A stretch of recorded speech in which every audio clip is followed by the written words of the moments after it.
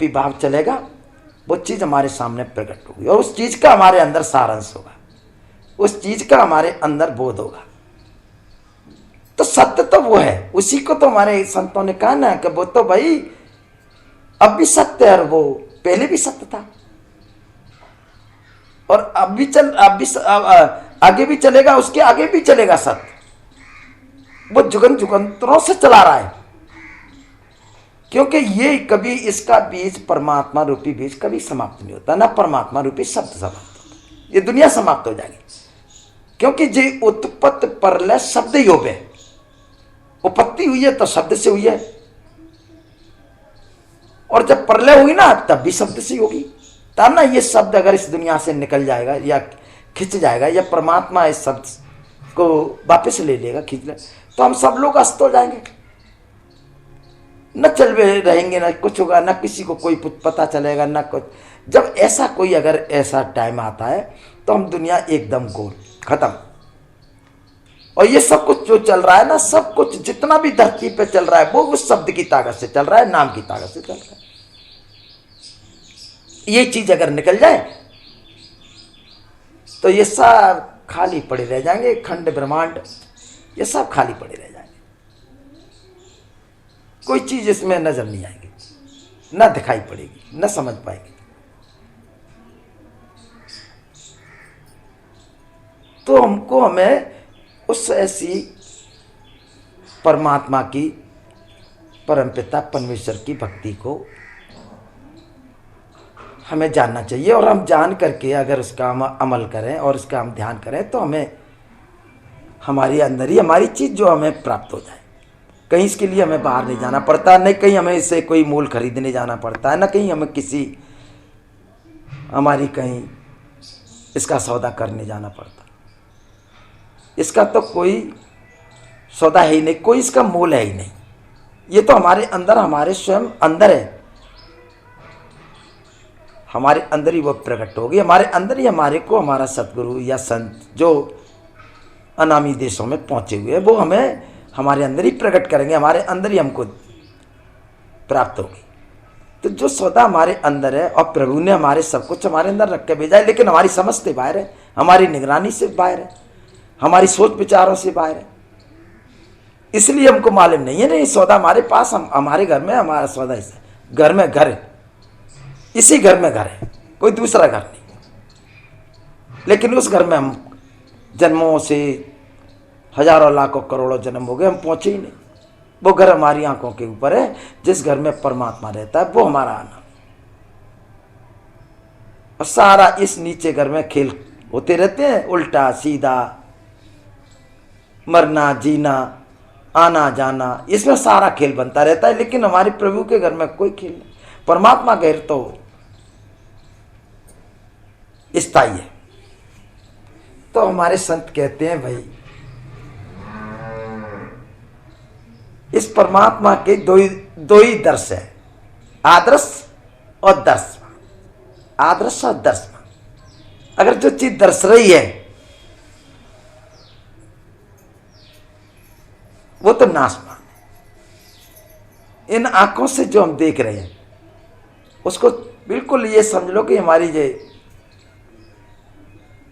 हमको कभी ये होंगे ना, हम इसमें कुछ कर पाते हैं, न ले जा पाते हैं, न ला पाते हैं।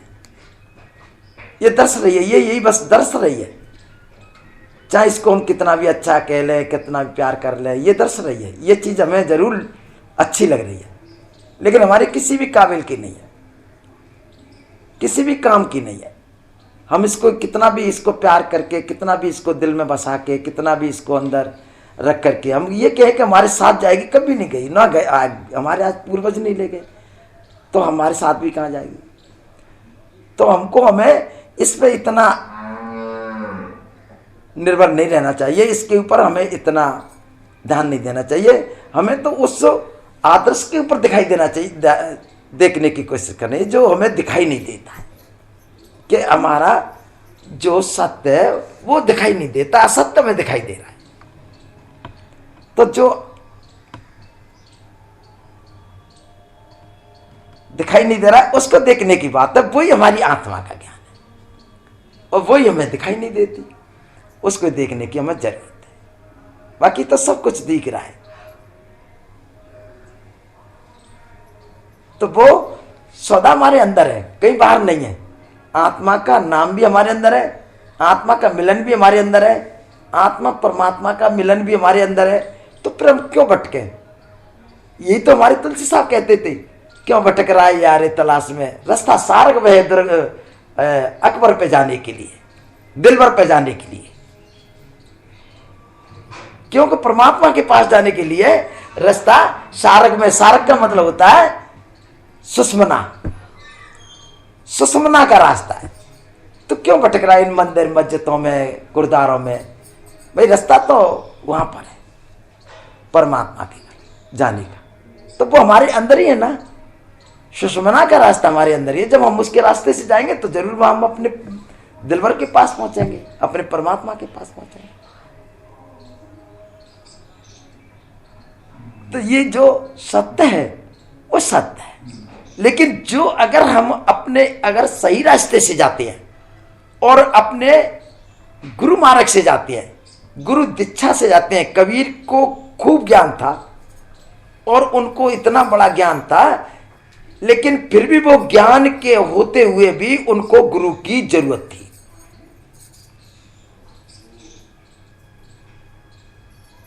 तो रामानंद जी को किसी भी तरह से, किसी भी तरीके से उनको गुरु उनने बनाना पड़ा। तो कहने का मतलब ये है कि चाहे उनको कुछ भी उनके दिल में भाव थे, दिल में या उनके अंदर आत्म भाव थे, या उनके अंदर ऐसा दर्श था, ये नहीं हम कह सकते, लेकिन गुरु की बहुत जरूरत थी। तो गुरु उनको बनाना पड़ा। बिना गुरु के तो वो मान्य भी नहीं थे। और यही हमारी रामायण में चौपाई है कि भाई गुरु के बिना हमारे भगवान शंकर भी पार नहीं हुए। तो ये तो मेरे को भी मेरे सामने इसका दृश्य है। मंजिलों का जब सफर करते हैं ना, मंजिलों में जाते हैं, तो ये हमारे इष्ट देवता मार्गदर्श में हमें दर्शते हैं और हमारे सामने मंडल है ना, मंडलों में हमें दर्शते हैं और मंडल में हम क्रॉस होकर चलते हैं। लेकिन हमारा बड़ा आदर सत्कार करते हैं, क्योंकि ये यहाँ एक महाब्रह्मलोक में एक शब्द है इन हमारे देवताओं का। यहाँ तो नहीं कोई बोलता, लेकिन कहीं बोलते होंगे तो मुझे कोई अंदाज नहीं है, लेकिन वहां जरूर है ये शब्द। ये है मर्द। मर्द इसको कहते हैं कि मर्द, जो ये रूहानी मंडलों में जा रहा है। वही देवता हमारे ऊपर फूल बरसाते हैं, वही देवता हमको आशीर्वाद करते हैं, वही देवता हमारा स्वागत करते हैं। और जब वो हमारे को, हम परमात्मा का दरबार ऊपर जाते हैं, तो ये क्या है? ये हमारी आत्मा की बहुत बड़ी एक मतलब विजेता है, और अपनी आत्मा की बहुत ये हमारी एक ताकत है। जिसको आत्म ज्ञान हो जाता है, इस संसार की सारी चीजें इसके सामने कुछ नहीं है, जीरो है। और न कुछ हो आत्मज्ञानी का होता है। आत्मज्ञानी तो परमात्मा का ज्ञानी हो गया, और परमात्मा के अंदर वो अभेद हो गया।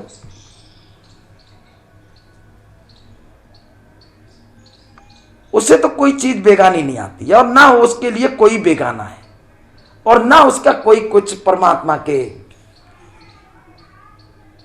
तरीके से उसका कुछ होता है। जो उसकी जिंदगी का स्टेट बन गया और जो उसकी जिंदगी प्रभु में मिल गई, फिर उसका कुछ न संसार में बिगड़ता है, न कोई बिगाड़ सकता है। वो तो प्रभु में लीन। चाहे उनके साथ कोई कितना भी अन्याय करे, न्याय करे, चाहे उनके साथ विरोध करे, चाहे उनके नफरत करे, चाहे उनके साथ कोई किसी तरह की खिलाड़ी करे, वो कभी कोई फर्क नहीं पड़ता, और ना उनका कुछ होता है। तो ये एक ब्लिसफुल पावर है, एक बहुत परमात्मा की विल पावर है। अगर वो चीज हमारे अंदर हमको अगर प्राप्त होती है, अगर हमको ज्ञान, तो ये सारी चीजें फिर हमारे लिए कुछ नहीं है, हमें कुछ करने की जरूरत भी नहीं है। भगवान के सिवा हमको कोई फिर याद नहीं रहती। हमारे घट में हर वक्त हर समय वो हमारा हो रहा है। हम चाहे बैठे हैं, हम चाहे चल रहे हैं, चाहे हम कहीं कोई काम कर रहे हैं, लेकिन हमारा कार्य हो रहा है। हमारे प्रभु का नाम हमारे अंदर हो रहा है। किसी को दिखता नहीं है, किसी को मानता नहीं, वो स्वयं उसी को कहते हैं ना। गाने वालों को तो गाने का पता रहता है, नाचने वाले को नाचने का पता रहता है, सुनने वाले को सुनने का पता रहता है। ऐसे आत्मज्ञानी को आत्म का ज्ञान का पता रहता है, उसके अंदर हो रहा है या नहीं हो रहा है। और जो करता ही नहीं है तो उसके अंदर होगा ही क्या। और जो कर रहे हैं ना उसके अंदर हो रहा है, चाहे वो काम हाथों से। ये तो भगवान राम ने भी कहा। वशिष्ठ जी ने, उनके गुरु हैं वशिष्ठ जी रामचंद्र जी के, उन्होंने कहा भाई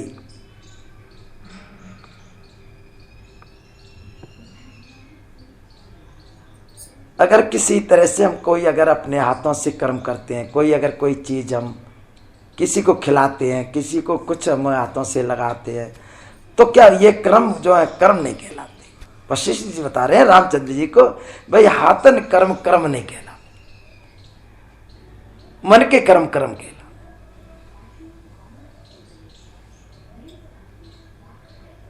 और ये सत्य है, इसमें कोई झूठी बात नहीं है कि जब तक हमारे इस मन में अगर कोई किसी तरह किसी कर्म के लिए भाव नहीं आएगा, कर्म चाहे वो हमारा अच्छा हो चाहे हमारा बुरा हो, तब तक कि ये हमारे हाथ पैर काम नहीं करेंगे।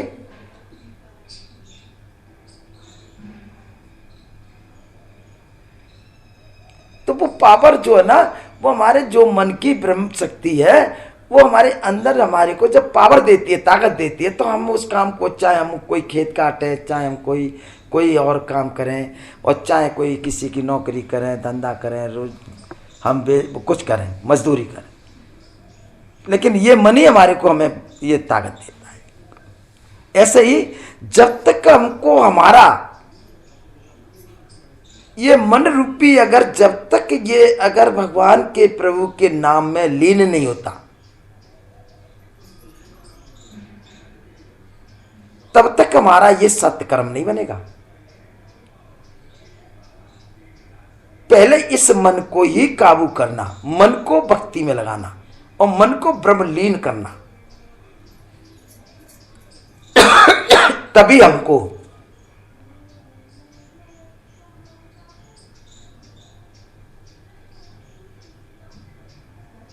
हमारी आत्मा को आजादी मिलेगी, तभी हमारा छुटकारा होगा। तो जो चीज जहां की है वो वहीं समाप्त होगी। जैसे जल है तो जल में ही जाएगा, अग्नि है तो अग्नि में जाएगी, पानी है तो पानी में जाएगा, मिट्टी है तो मिट्टी में जाएगी। ऐसे ही हमारा मन है ब्रह्म का अंश, तो ब्रह्म में जाएगा।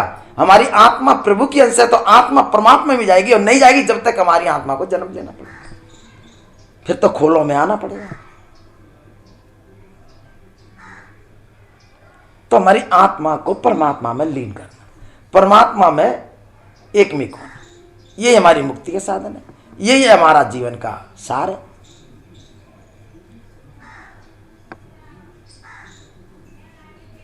और ऐसा जब तक होता नहीं जब तक हमारी जिंदगी आनी जानी से रुकती नहीं, आएगी और जाएगी। चाहे वो कहीं भी किसी भी किस्म में आए, कैसे भी अगर वो फल में आए, चाहे अच्छे फल अच्छे कर्मों के अनुसार आए, चाहे वो अपने बद कर्मों के अनुसार आए, लेकिन उसको कर्म भोगना पड़ेगा। कर्म यहाँ पे लागू है और कर्म भूमि है ये, इस पर कर्म आकर के करना पड़ेगा, भोगना पड़ेगा, देना पड़ेगा, लेना पड़ेगा। जैसा हम कर्म करेंगे वैसा हमें उसमें यहाँ पे पूरा साथ देना पड़ेगा। यही हमारी एक आनी जानी क्रिया है, यही हमारा यहाँ एक जन्मभूमि है।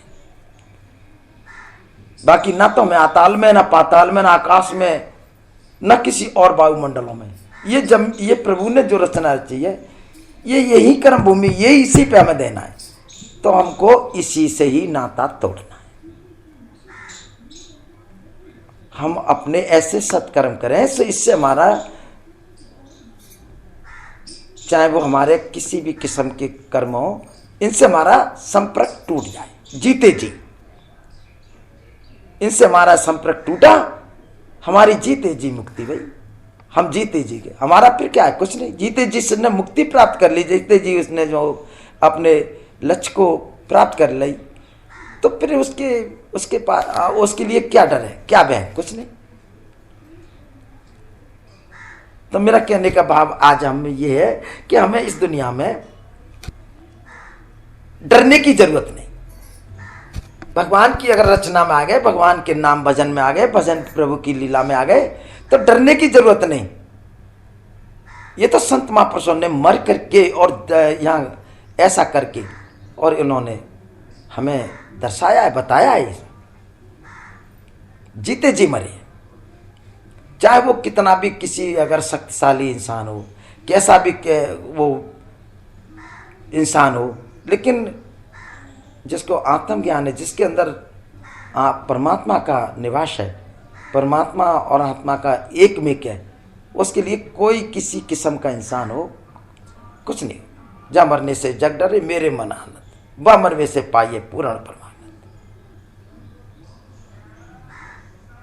भाई जिससे हमें डर लगता है ना, उसको तो हमें फतेह करना है ना, जीतना है। और जिससे हम जीत जाते हैं फिर हमें डर किस